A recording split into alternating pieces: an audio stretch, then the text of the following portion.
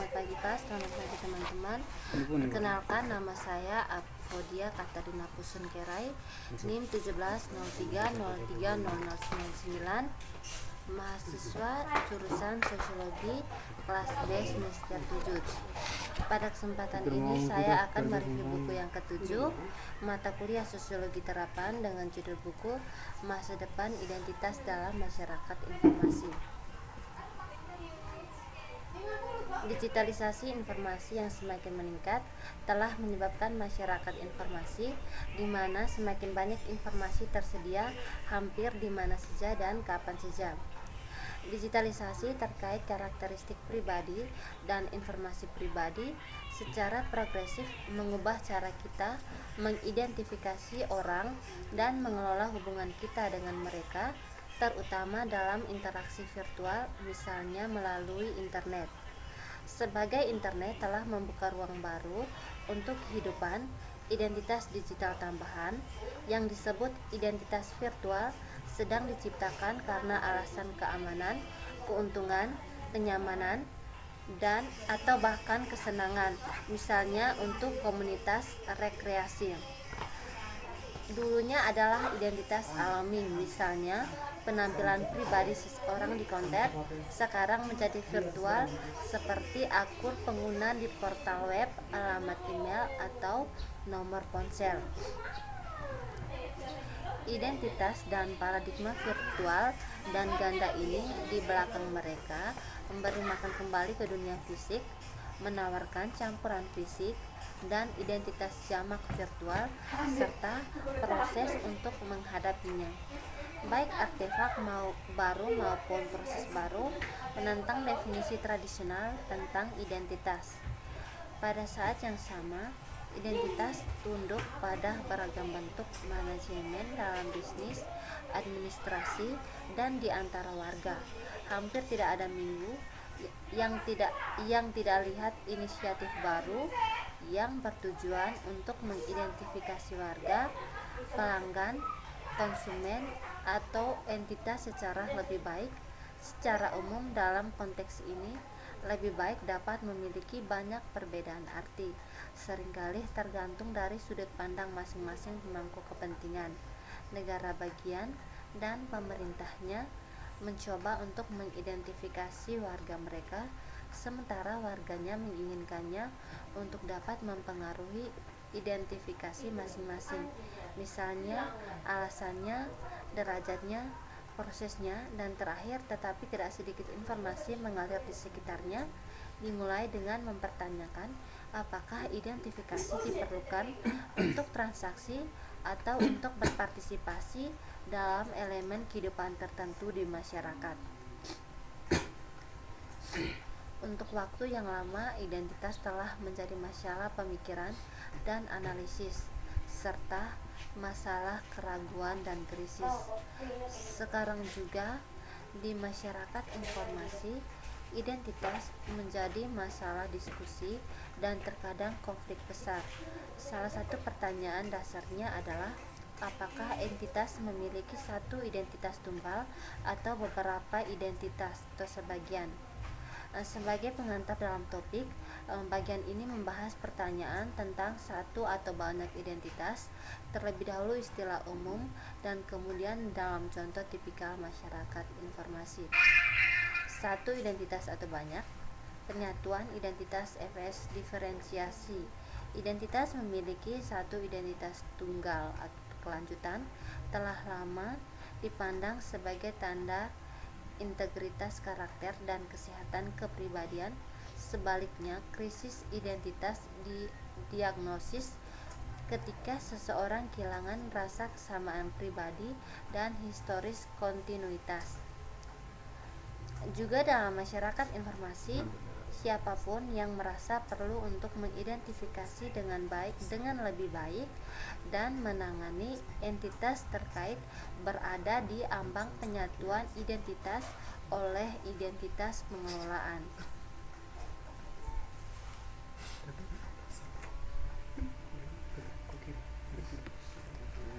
Identitas di berbagai area masyarakat informasi. Konflik yang membayang dapat dilihat dalam dunia yang berubah secara fisik dan klasik. Entitas organisasi seperti warga negara, pemerintah, pelanggan, karyawan bisnis, dan perusahaan, dan hubungan di antara mereka. Ini karena baru dan perkembangan politik yang sedang berlangsung seperti integrasi Uni Eropa, dan karena tren ekonomi baru dan yang sedang berlangsung seperti persaingan global sumber, dan disintegrasi rantai nilai tradisional. Semua tren ini memiliki pengaruh kuat terhadap identitas masing-masing.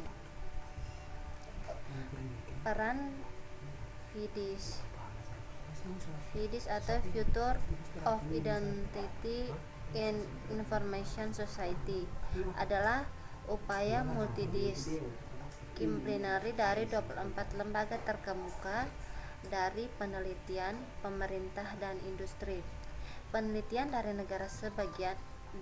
negara bagian dengan budaya yang berbeda, misalnya identifikasi warga negara dan kartu identitas digabungkan untuk menghasilkan analisis high-test yang beralasan ID dan identitas virtual, mempertimbangkan aspek-aspek seperti privasi, mobilitas, interoperabilitas, pembuatan profil, forensik, dan kejahatan terkait identitas. Ini diatur sebagai Network Excel dalam program kerangka ke-6 dari Uni Eropa, didanai di bawah kontrak. Batasan antara skenario dan konsep identitas, serta pengelolaan identitas, dan lain-lain. Bukanlah garis tajam dan tidak boleh garis tajam. Ada tumpang tindih hampir di mana-mana, membuat identitas ada di mana-mana.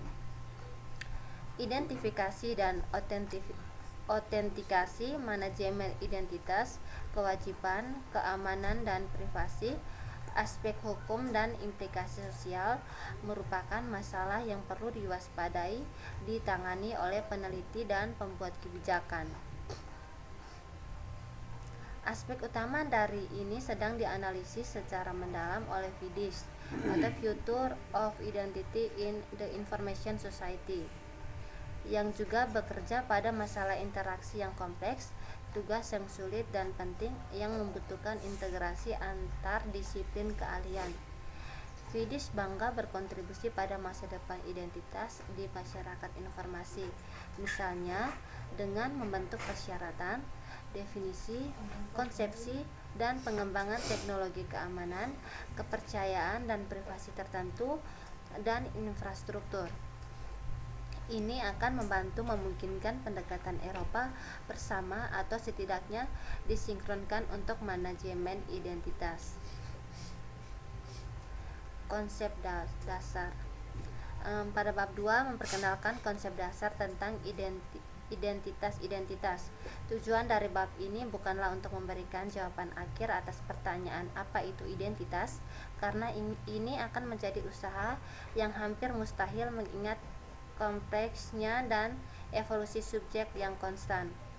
Tujuannya lebih untuk menghadirkan yang berbeda sudut pandang yang dapat digunakan untuk mendefinisikan konsep, khususnya dalam konteks masyarakat dan informasi. Berawal dari penggambaran bagaimana konseptualisasi ini dapat dilakukan dengan cara berteori tradisional yang dikenal oleh kalangan akademisi. Bab ini kemudian menunjukkan bagaimana pendekatan yang kurang formal seperti naratif dapat digunakan untuk membantu memahami konsep.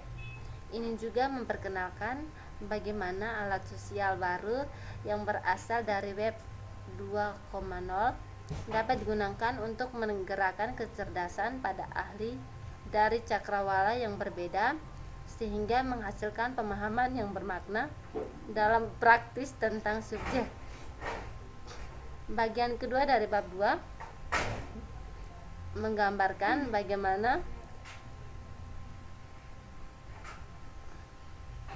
masing-masing pendekatan ini telah dioperasionalkan dengan menghadirkan serangkaian model dan penyajian skenario perspektif dan isu yang berbeda yang relevan dengan subjek, dan infrastruktur pengetahuan Web 2.0 yang berkolaborasi yang digunakan di FIDIS yang memfasilitasi konsepsi identitas oleh sekelompok ahli.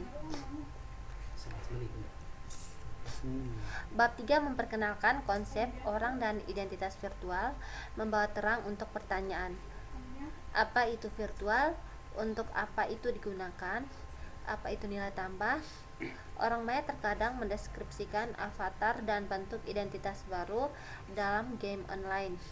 Mereka juga muncul dalam konteks lain, misalnya dalam badan hukum utama. Di dalam pekerjaan FIDIS, konsep orang maya telah diperluas untuk lebih menjelaskan dan memahami bentuk-bentuk identitas baru dalam masyarakat informasi dalam kaitannya dengan hak, tugas, kewajiban, dan tanggung jawab.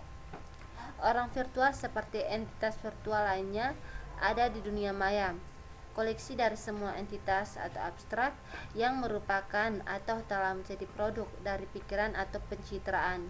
Dunia virtual jangan bingung dengan dunia digital, memungkinkan deskripsi terpadu dari banyak konsep terkait identitas yang biasanya didefinisikan secara terpisah tanpa mempertimbangkan kesamaannya avatar, nama samaran, kategori, profil, badan hukum, dan lain-lain.